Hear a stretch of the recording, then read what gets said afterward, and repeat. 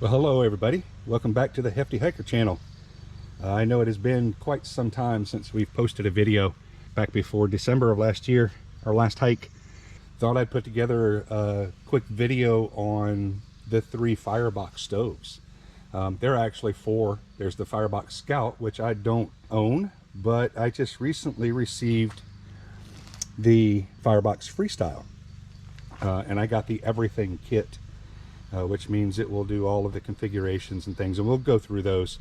But I thought I'd just do a quick video to kind of compare the sizes, the weights, and the what fors and have tos of the 3 different types of Firebox stove. This is the G2 Nano. It is very lightweight, very small, compact, and kind of made for backpacking. As you can see, it comes with the stove, and at a minimum the cotton case and the nylon carrying case. Mine also came with the tablet plate, so that you can burn SBIT or fuel tablets, and also the windscreen. Let's talk about the X box or the X case that you can get with that, and that replaces having to carry it in the nylon satchel. And then when you set the Nano up, which we'll do in just a few minutes, it doesn't have a fire grate or a fire pan or an ash pan on the bottom of it. So the X case not only allows you to carry it in kind of a protected manner, but it also gives you the ability to put that underneath and catch the hot ash, so you don't have a, that lessens the chance of starting a fire on the ground. The weights on this one for the G2 Nano, just the Nano, the nylon case, cotton sack, the SBIT plate, and windscreen weighs in at 257 grams or 9.06 ounces. This is the stainless steel version, so it's a little heavier. They do have the titanium version available if you really want to shave off a few ounces there. The original Nano with the X case, the SBIT plate, and the windscreen, that's minus the nylon carrying case and the cotton stuff sack, that weighs in at 307 grams or 10.82 ounces. A very good stove overall for various things. We'll talk about the fuel types and stuff in just a few minutes on it. This is the original G2 Firebox stove. It's the 5-inch. It comes with the stove, the nylon case, and the cotton stuff sack when you purchase it. And then I also bought the deluxe kit, which includes an additional fire grate so that you can raise and lower the level of the fire, a large grill for grilling on top, a small grill for grilling on top, and then a cup or bottle simmer ring that sits on top so that your cup sits or your bottle sits down in there, and keep some of that heat in to help you boil water in those devices faster. You can see videos on how all of that stuff works. I just basically wanted to do a comparison of all 3 today, so I'm not going to go through each feature of all of these stoves. The original G2 5-inch with just the stove, the nylon case, and the cotton stuff sack comes in at 962 grams or 33.93 ounces. The deluxe combo kit, which is everything that you see here, comes out to be 1,420 grams or 50.08 ounces. It is quite heavy for that type of thing. I mean, it's well over 3 pounds. Well, it's over 3 pounds with all of the pieces here. You could cut some of that stuff out of there that you don't really need and get that weight down, but you're still looking at about 2 pounds for the basic stove. You could backpack with it if you're not scared of a little bit of weight, but this is more for either car camping or camping where you've got some sort of a pack animal or something like that you can take with you. This is the Firebox Freestyle. I'm going to spend most of the time talking about this because it has a lot of configurations, a lot of iterations that you can do with it. Most of you, if you're watching this, you're probably already familiar with the Nano and the 5-inch. But here's the Freestyle. I backed it on the Kickstarter campaign and got the everything kit, and this is what you see before you is the everything kit. The original Freestyle comes with one of the boxes, which we'll break down in a few minutes. The everything kit comes with 2 Firebox Freestyles, the 2 large fire sticks, the hexagonal grill, the round grill for the Fire Pit 8, the dual use either Bushcraft 6 or Bushcraft 8 fire grate, and then a large square grate for grilling on some of the larger configurations. You could use these for grilling on some of the smaller ones, but that one's specifically for grilling on the bigger fire pit configurations. Steve decided, which was a very good thing, I think, during the Kickstarter, to go ahead and include the long-handled pot lifter, which allows you to grip these grates and the fireboxes themselves when they're hot, and also, of course, grab a pan or pot with the lifter. And he also included 2 of the fire sticks that would typically go with the 5-inch original that are notched to allow you to make some additional configurations, and I'll show you those briefly. I'm not going to go into a lot of detail because you can get into some videos that have the detail on how to set all this stuff up. Steve did a great video on the Firebox YouTube channel that shows you how to set up all the configurations, so I'm not going to go through that in great detail. I just wanted to do a comparison of all 3 stoves. Now, each one of these kits comes with the ash pan and storage box, cotton stuff sack, the firebox itself, 4 fire sticks, the fire grate, and a grill grate along with a Ranger band to hold it all together. So let's talk about the weights on that. The Freestyle with the fire pan, so if it's in this box, that entire box with the stove itself, the 4 fire sticks, the Ranger band, and the 2 grates inside of the metal container, that comes in at 681 grams or 24.02 ounces.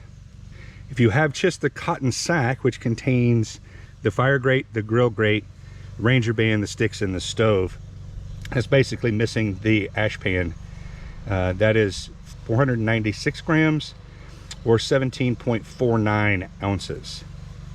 The mod kit, which is the nylon case, the grates over there, the long fire sticks, the shorter notched fire sticks, and the lifter, the weight on those comes in at 746 grams or 26.31 ounces. And then if you have everything in the case, like I did before I unpacked it for this video, all of this fits inside of that nylon case. Everything together weighs 2,108 grams or 74.35 ounces or a whopping 4.6 pounds. So it is quite heavy. You could carry a single Firebox Freestyle. Again, with the ash pan, it comes in at 681 grams or 24 ounces. It's a little over 1.5 pounds. So it is not all that bad. And there's a configuration that I'll show you in a little bit where it makes it even lighter, that you could run it in the cotton stuff sack. And it would be very light. Without the ash pan in it, it comes in at 496 grams again, or just over a pound. Well, here they are set up. This is the original G2, the Nano, and the Freestyle. They are slightly different. The G2 original is obviously the biggest stove at 5 inches. It is the heaviest of the 3. Of course, the Nano is the smaller and the lightest of the 3, and then the Freestyle comes in somewhere in the middle. It is about 4 inches tall. It is narrower and not quite as wide as the original, and it is a bit lighter.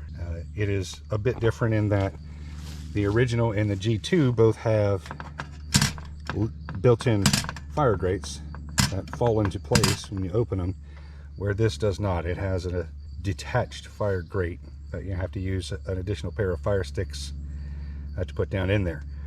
That's advantageous in that it lets you move your fire grate up higher without any additions, I can just simply move the fire sticks up, have the fire grate up higher, closer to the top of the stove. However, I think it not being attached is a lot different than what I'm used to, obviously, with the other two stoves.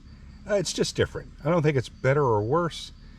Obviously, you can bring your fire closer to the top of your stove or whatever you're cooking a lot easier with this without any additions to it. It's kind of built into it as a property. Let's talk about fuel types. They all, of course, will burn wood. That's what they were designed for. They all will burn pellets to a certain degree.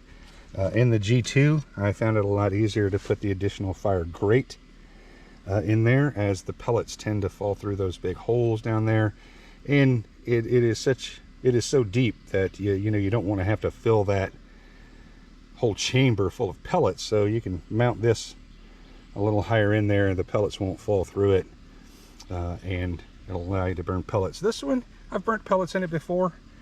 It is a little challenging because of the size of the holes in the grate, and then there's also the feed chamber holes that are a little tough to deal with. But if you use the Esbit tablet addition to it, you can put some pellets in there. You don't get a lot, so it doesn't work very well as a pellet grill. What this is very good at is working with an alcohol stove or a Trangia alcohol stove. It works very well with that. You put the fire sticks in it, mount the alcohol stove in there, and it is at the perfect or optimal height to boil water with an alcohol stove. And it works very well with Esbit tablets or fuel type tablets as well too. The Freestyle has the bigger holes again in the grate, so if you were going to burn pellets, you would probably need to look for some other method of holding those pellets in there. You can move the grate up and down and get the grate higher so that you don't have such a deep fire chamber to fill. However, the pellets are still going to fall through there, so you need to look for some sort of alternate method of holding those pellets in there. I've seen a couple of other YouTube channels or folks are already starting to modify plates to put in there so that the pellets don't fall through them. They're making them out of barbecue implements and things like that. All three of these stoves will work well with an alcohol burning stove. I've got an Esbit alcohol stove and also a Trangia alcohol stove, and they both, all of these stoves will actually burn both of those alcohol burners with the fire sticks in them just perfectly. They're set in these holes so that you can just put a couple of fire sticks in there, set your alcohol stove in it, and it's the optimal height. They all will burn charcoal to a greater or lesser degree. The original G2, of course, has the additional fire grate that you can put in it to get your charcoal a little higher to the top. And then, of course, in the Freestyle, you can move the fire grate up to accommodate that lower or that higher level of charcoal. And then, of course, the Nano will burn charcoal. You can't fit a bunch in there, but you could burn a couple of lumps of coal in there if you wanted to. They will all work the same with gel type burners. You have to put your fire grate up a little higher. Of course, the original comes with a fire grate that you can move up. The fire grate in here moves. And then this one, of course, is already shallow enough that the gel burners will typically work pretty well in it. If you wanted to, you could put the Esbit tablet plate in it and set your gel burner on top of it and use it in that manner. Okay, this is the Firebox Freestyle. It's in its original configuration, or its basic configuration, I guess you could say. It is got the ash pan below it. The fire grate is installed in the lowest position, and the grill grate for on top is right there. This configuration is called the triangle torch. This is achieved by just removing grate number 3 or side number 3. You'll see there's 3 dots. There's 3 dots right below my thumb there that denotes what grate number that is. If you remove plate number 3 and pin 2 to 4, you come up with the triangle torch. This is much lighter than the full version of it. And I was talking about earlier, there's a lighter version of it. The triangle torch weighs in at 296 grams or 10.44 ounces. You could carry that without the fire pan and just the cotton sack and use this for a very lightweight option. This is the Bushcraft 6 configuration on the fire pans. It's using both of the Freestyle stoves. You can achieve this by removing panel 1 on both stoves, flipping the remaining portions over and melding them back together. I'm not going to go into great detail on that, as the Firebox YouTube channel itself has a great instructional video which I would do injustice trying to do a better job than Steve did on showing how to set up these various configurations. One of the things that I do in this configuration, I've noticed one of the notched fire sticks that Steve included, I use one of those in the middle. If you don't, then the sides in this configuration have a tendency to pull apart. But when you put that notched fire stick in there, they hold together very well, as you can see. And then you don't have that problem with it flexing out in the middle. This is the Fire Pit 6. It is achieved again by removing panel 1 from both stoves, tying them together. The only difference between this and the Bushcraft 6 in the way that I set it up is, in the Bushcraft 6 I told you that I put a notched fire stick in the middle to hold the center together, and then we put the 2-in-1 grate in it. In this configuration I just leave the notched stick out of the center and put the hexagonal grate in it, and it molds itself into this configuration. So that is, again, the Fire Pit 6. All right, this is the Bushcraft 8. This is achieved by pulling the pin from between panel 1 and 2 on both stoves, flipping them over, and then reconnecting the pins. And again, go to Firebox's YouTube for a precise video on how to do that. Steve does a great job on that. And again, I like to use the notched fire sticks in the middle here to keep that from pulling apart in the center. And then once you get those fire sticks put in there, you just use the 2-in-1 grate, extend it out to its full length, and put it down in there. And here we have the Fire Pit 8. That is the same configuration as the Bushcraft 8.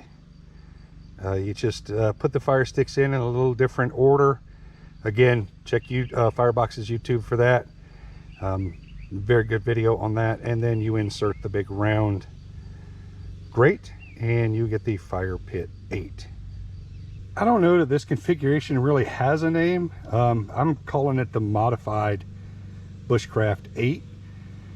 You basically put one of the notched fire sticks this direction and one that direction to form the L shape. Then you put the closed 2-in-1 grate on that side, and then you put your normal grate on this side, and it creates this kind of L-shaped stove. You could do a little grill section on this side and maybe put a pot over your pan over here, or a cup or something. I mean, there's all sorts of things you could do. You could put a frying pan on this side, on the bigger side, and still fit your cup over there. You kind of have, I guess, two zones of heat, you know, maybe hot down the long side and cool down this side for simmering or whatever the case may be. But I guess leave that up to your imagination, however you want to use it. But there's one of the configurations. Again, Steve shows you how to do this on the Firebox YouTube channel. Again, I don't think there's a name for this one. It is, I guess, a modified Fire Pit 6 or a modified Fire Pit 8. But basically you have a Fire Pit 6 over on this end with the hexagonal fire grate, and then a single on this side with a single fire grate. And you achieve that by putting a notched stick through here. Check out Firebox's YouTube for instructions on how to build this. And of course we had to have a fire in it. Couldn't bring it out here and talk about it without burning something, right? Gotta burn something. So this is the Fire Pit 8 configuration, of course. I just built a small fire in it. Very easy to start. I mean, there's a lot of air movement through this thing, of course. The grate itself, I mean, there's a ton of air flow through the bottom, but the sides are full of holes.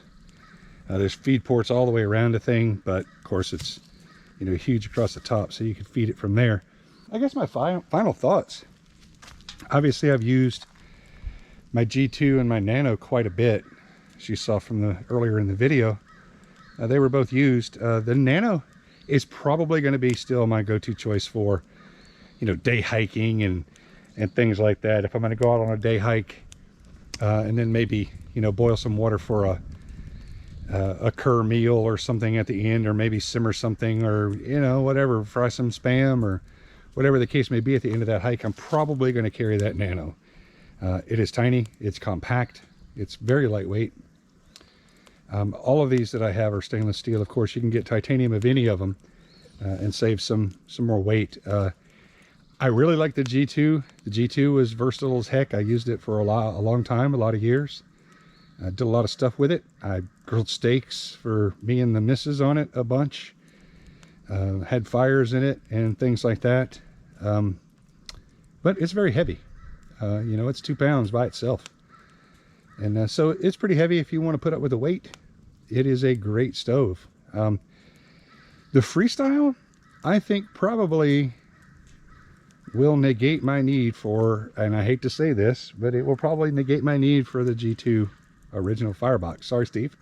I mean, this thing does everything that the original G2 did and more.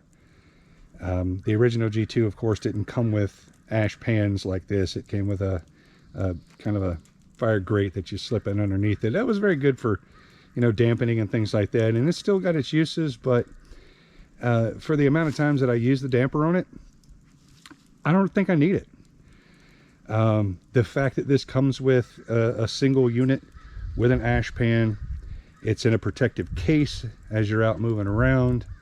It comes with a fire grate as well as a grill grate, and, you know, the ability to carry 2 of them and turn it into this.